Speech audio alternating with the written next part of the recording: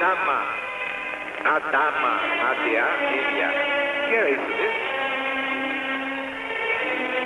Exato, cidade da região de Pentápolis foi consumida pelo fogo do céu, juntamente com Gomorra, Zeboim e Segó.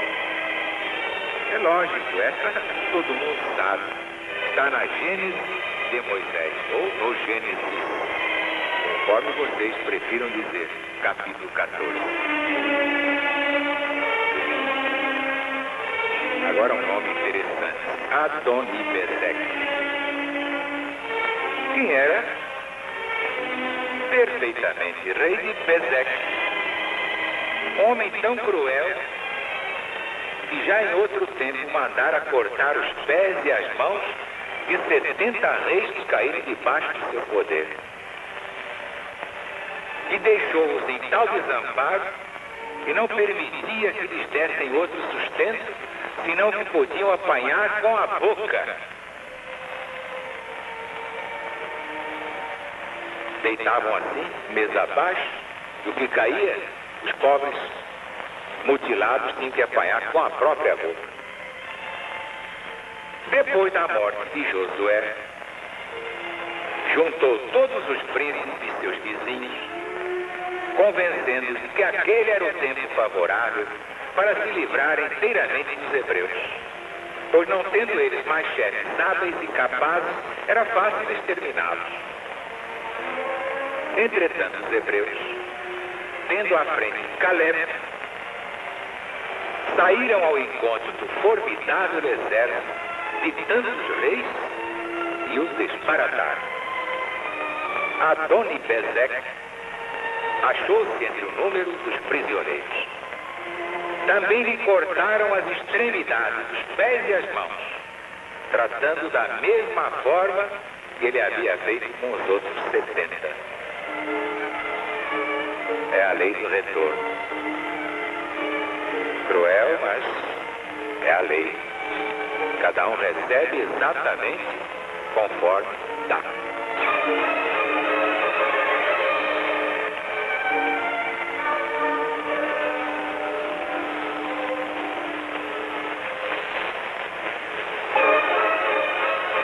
Alexandre.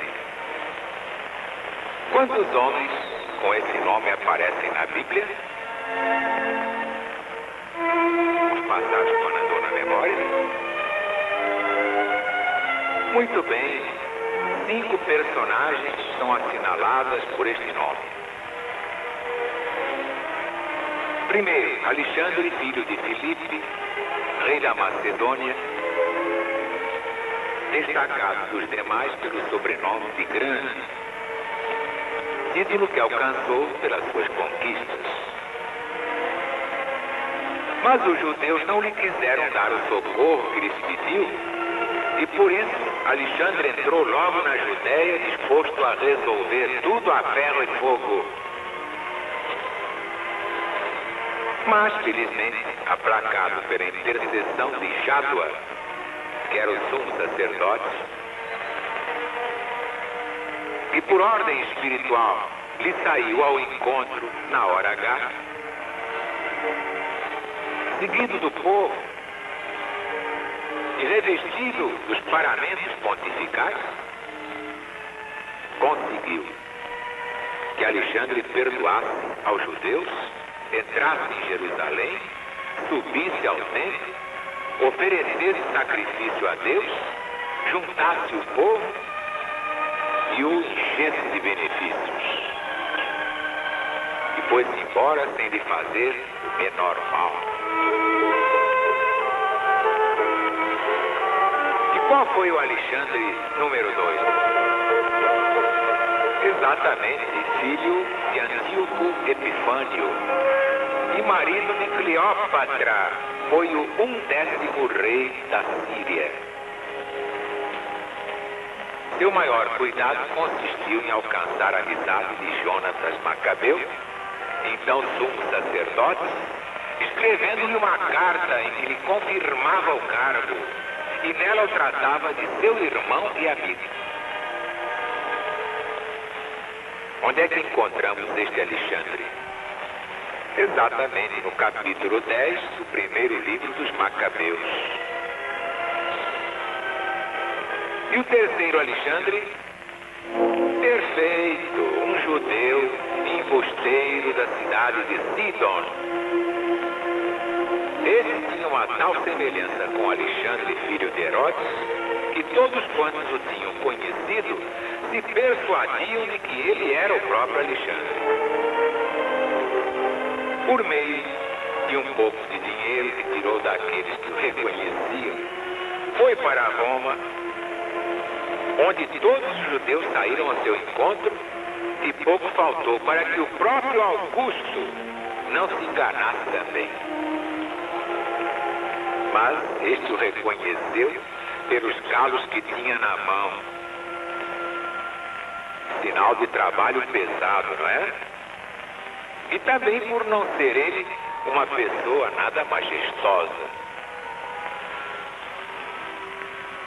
Acabou fazendo-o confessar o seu fingimento e o condenou às galeras, para as quais era muito próprio por ser moço e robusto. E aquele que o tinha instruído foi convenientemente enforcado. Quanta gentileza, né? E o quarto Alexandre? Muito bem, era da cidade de Éfeso, grande amigo dos cristãos, aplacou a sedução, aliás, a sedição, que se excitou contra eles por causa dos templos pequenos de prata da deusa Diana. Vocês sabem que Demétrio e outros faziam esse comércio e temiam que o progresso do cristianismo fosse acabar com a venda daqueles ídolos. Daí o ataque a São Paulo.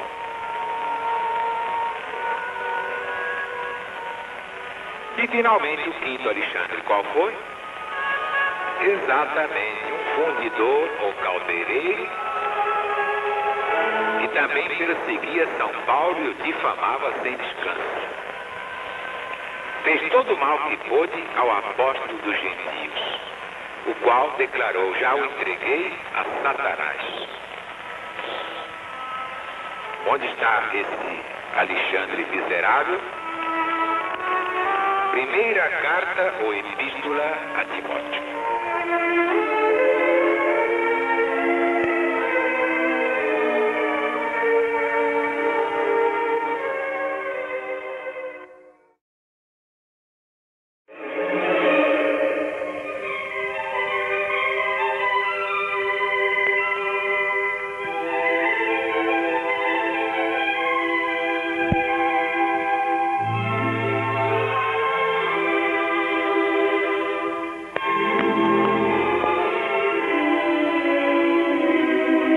Lázaro. Quem foi mesmo Lázaro? Tem duas significações principais. Vamos ver.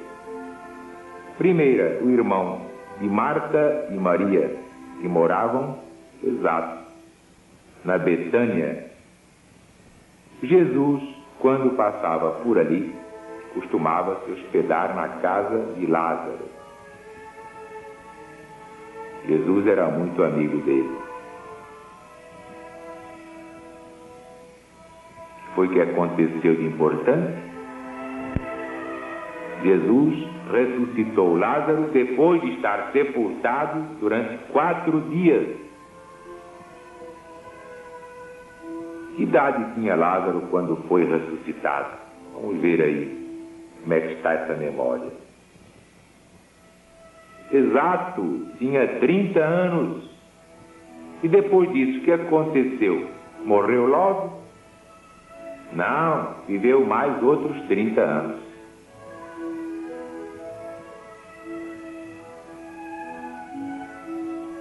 E o outro Lázaro? É daquela parábola famosa de Jesus. Lázaro, sendo ali um pobre coberto de chagas à porta de um ricaço avarento, que desejava as migalhas da mesa do ricaço, e ninguém dava. morrendo os dois, Lázaro foi para o seio de Abraão, quer dizer, o céu, a região ditosa dos espíritos bons, depurados. E o rico foi para a Geena. Dali, vendo Lázaro no seio de Abraão, gritava ao patriarca: deixa ao menos que ele molhe a ponta do dedo para me refrescar a língua, porque eu estou aqui sofrendo tormentos nesta chama.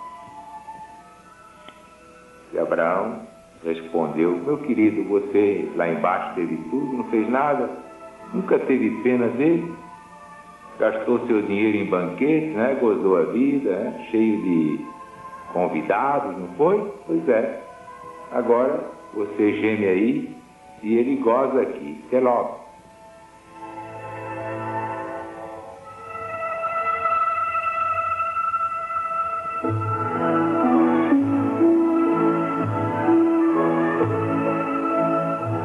Jordão.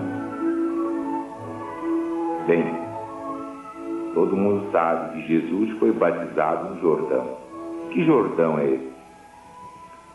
Evidentemente, rio famoso, desde a Escritura, isto é, o Velho Testamento, pelos grandes acontecimentos que nele se deram. Suas águas se abriram e ficaram suspensas para passar o povo de Israel, ocupado na conquista da terra de Canaã, conduzido por Josué Ben-Nun. Os profetas Elias e Eliseu fizeram o mesmo. E no Novo Testamento, Evangelho segundo São Lucas, capítulo 3, vemos João batizando Jesus no Rio Jordão.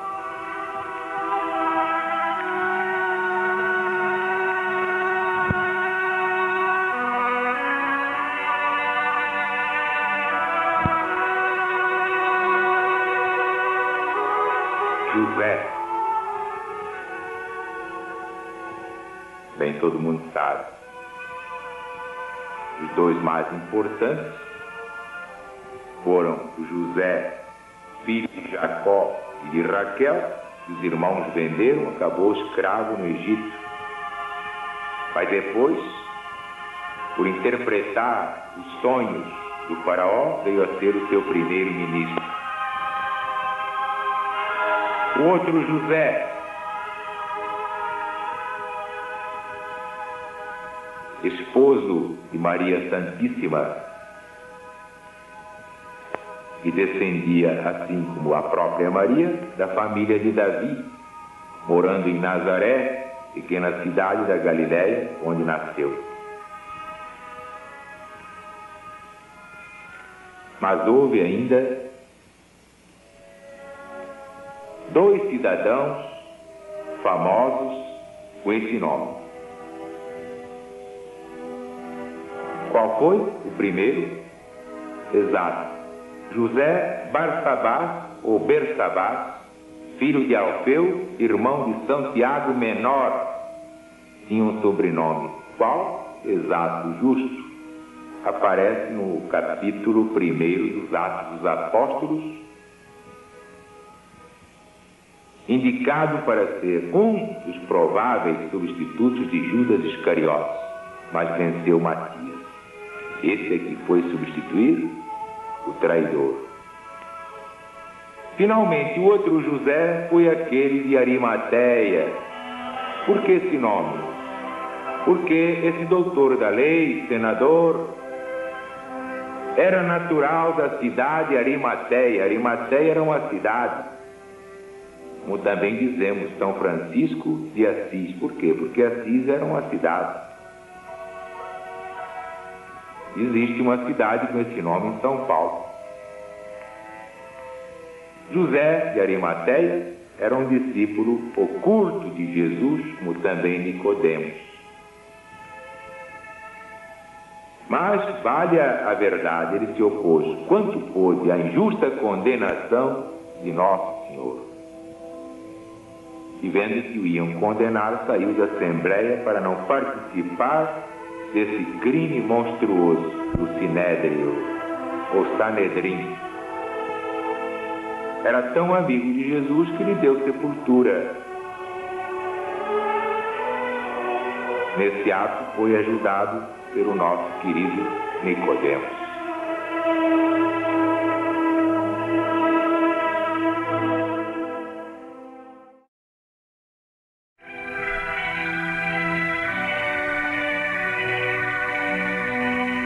E agora o céu da LBV apresenta lições bíblicas.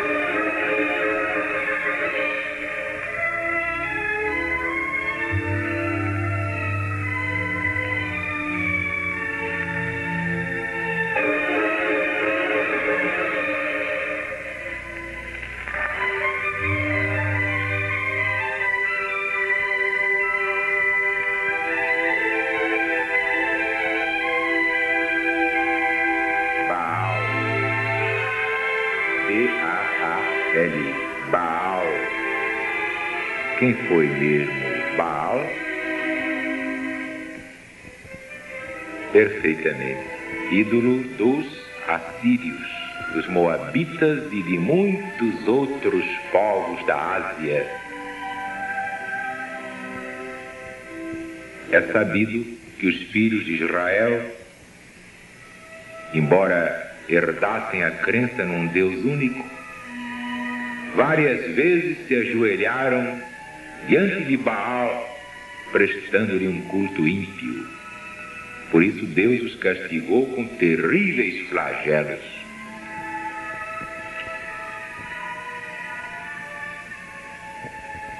Era generalizada a crença de que Baal ou Bel era o Júpiter das nações orientais, ou Nimrod, que empreendeu edificar a Torre de Babel. Babel, nome de uma cidade da planície de Senar, onde tentaram construir aquela famosa torre que deveria chegar ao céu. Foi capital do reino de Nimrod, passando então a se chamar Babilônia. Sim, Babilônia, grande capital do Império Babilônico, onde reinaram poderosos monarcas como Hammurabi, 20 séculos antes de Jesus, Nabucodonosor, que a elevou ao auge da glória militar, e muitos outros.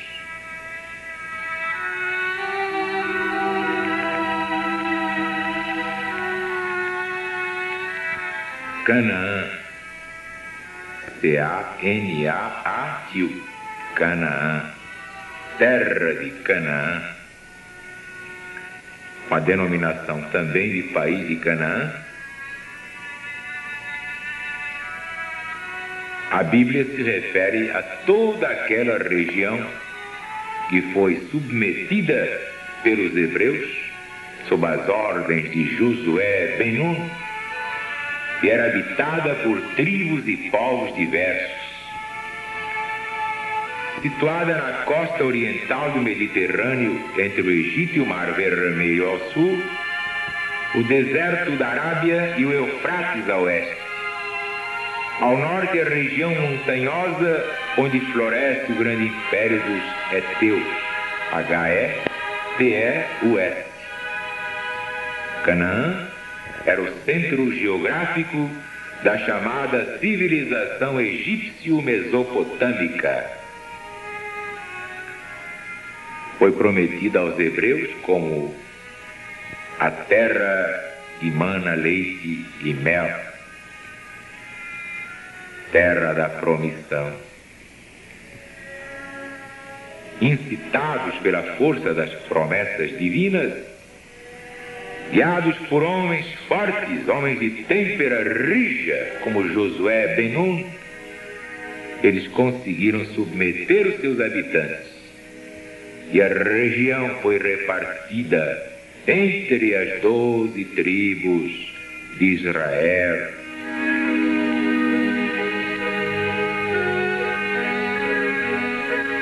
Canaanitas Assim se chamavam os habitantes de Canaã. Canaanitas. C-A-N-A-A-N-I-T-A-E.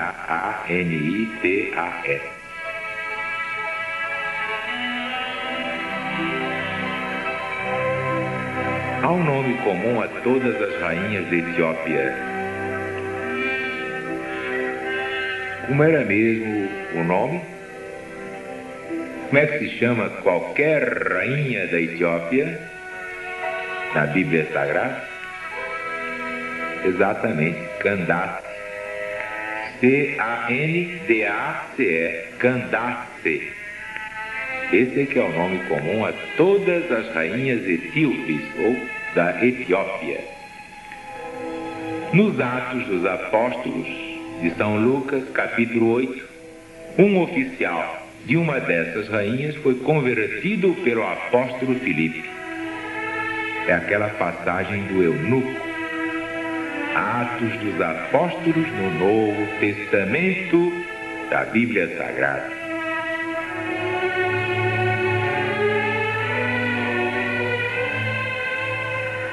Cântico dos Cânticos. Que é isso mesmo? Cântico dos Cânticos? Que vem a ser? Onde aparece? No Novo ou no Velho Testamento? Cântico dos Cânticos. Exato! É um dos livros didáticos da Bíblia no Velho Testamento. E a significação oculta do Cântico dos Cânticos é a união de Jesus com toda a cristandade.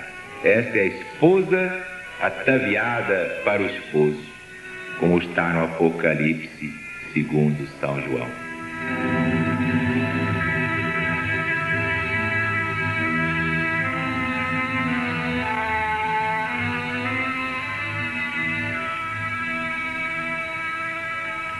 Carmelo,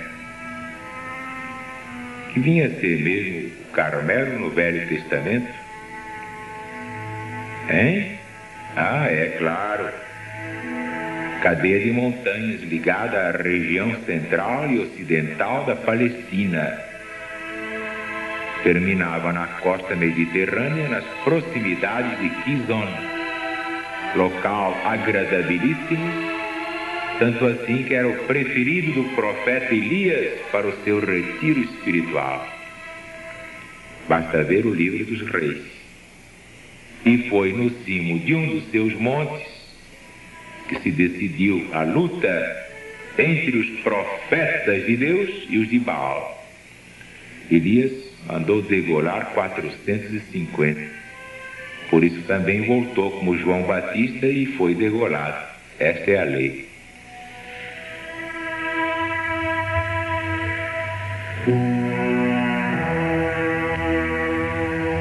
Capadócia. Que nome esquisito, Capadócia. Parece uma senhora Capadócia, sem educação. Um capadócio, moleque. Que vem a ser Capadócia? E onde é que aparece esse bicho? Exatamente, no Novo Testamento da Bíblia Sagrada. Capadócia era província da Ásia Maior, anexada ao Império Romano por Tibério. Os habitantes dessa terra, Capadócia, estavam em Jerusalém no dia da festa de Pentecostes, quando desceu o Espírito Santo, e ali se congregavam todos os discípulos. Atos dos Apóstolos, capítulo 2.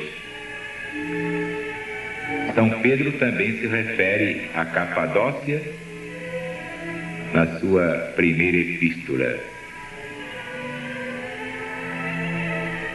Como havia capadócios que eram homens insuportáveis, veio esta significação de cafajeste. Isso aí é um capadócio. Como se vê, nada como estudar o Novo e o Velho Testamento.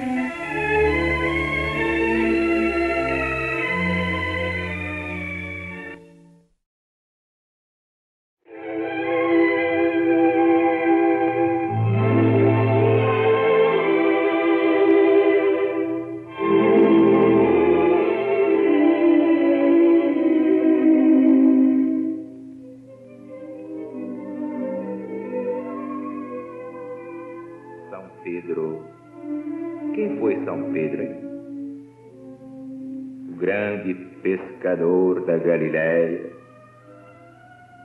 Pedro andava ocupado pescando com seu irmão André, quando Jesus, passando por ali, chamou os dois. Ambos largaram as redes e o seguiram imediatamente.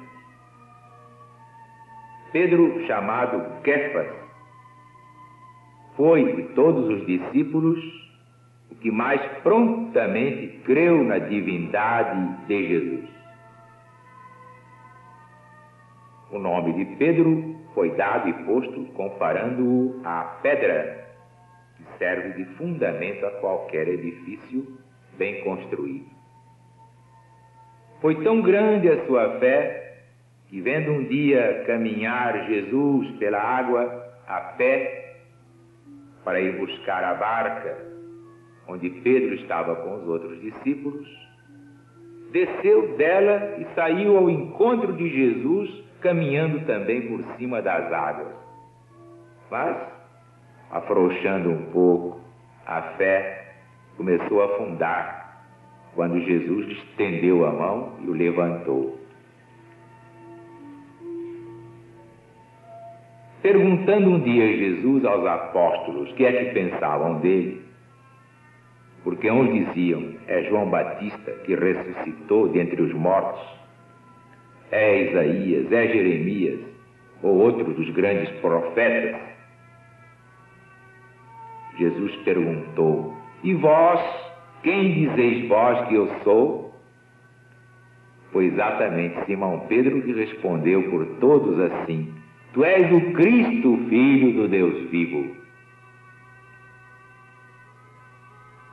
Evidentemente falou isso tocado pela sua mediunidade, por inspiração divina, que realmente Jesus era o Cristo anunciado desde Moisés no Velho Testamento da Bíblia Sagrada. Na véspera da paixão, falando Jesus com seus apóstolos sobre a experiência que havia de fazer da sua fé, São Pedro lhe disse que ainda quando todos os demais o abandonassem, ele estaria resolvido a seguir Jesus até a prisão e até a morte. Mas o Cristo, com a sua dupla vista, lhe vaticinou que, bem longe de morrer por ele, o negaria 3 vezes antes que o galo cantasse 2. Quando veio para o Monte das Oliveiras, enquanto prendiam Jesus, São Pedro tirou a espada para o defender e cortou a orelha de Malco, criado do sumo sacerdote. Mas Jesus lhe disse aquelas palavras famosas: quem com ferro fere, com ferro será ferido. Embainha tua espada, porque quem mata com a espada morre pela espada. São Pedro seguiu Jesus até a casa de Caifás, onde, perguntando-lhe uma criada se conhecia o Cristo, ele o negou. No mesmo instante, o galo cantou e Pedro se lembrou da profecia do Mestre. Foi para fora e chorou amargamente. Mas depois se reabilitou de uma forma extraordinária. Foi um dos primeiros a quem Jesus apareceu, já ressuscitado. Depois da descida do Espírito Santo, naquele dia famoso de Pentecostes, Pedro pregou com tamanha força espiritual que converteu grande multidão de ouvintes, como se vê nos Atos dos Apóstolos. Ora, acompanhadas as suas pregações com os prodígios que fazia, naturalmente como instrumento de Deus, do Espírito Santo, do Cristo, multiplicaram-se as conversões em todos os países por onde São Pedro viajou. Todos se convertiam ao caminho, que era o nome do cristianismo primitivo. sempre sem temor, pregando a palavra de Deus, foi preso por ordem do rei Herodes Agripa, que resolveu mandar matá-lo depois da festa da Páscoa. São Pedro estava amarrado de pés e mãos, em cadeias, guardado por 16 soldados. Entretanto, um anjo de Deus lhe abriu as portas da prisão e o libertou, e o conduziu por entre os guardas que estavam dormindo. Foi logo para a casa de São Marcos, seu secretário, onde os fiéis oravam juntos pela sua libertação. Depois de ter fundado a cristandade de Antioquia e pregado o evangelho no Ponto, na Capadócia e em outros locais, São Pedro fundou a cristandade de Roma, indo então para Jerusalém. Voltando afinal a Roma, onde Nero, imperador, se achava irritadíssimo contra ele, foi condenado à crucificação. Isso depois de realizar inúmeros chamados milagres e ter pregado a doutrina cristã para milhares de pessoas. Mas também São Paulo foi condenado a ser degolado, decapitado. O suplício de Pedro se deu de acordo com o pedido que ele fez humildemente. Se Jesus foi crucificado em pé, eu só mereço ser crucificado de cabeça para baixo. E assim se reabilitou maravilhosamente de todo o seu passado. Uma das maiores figuras da humanidade em todos os tempos.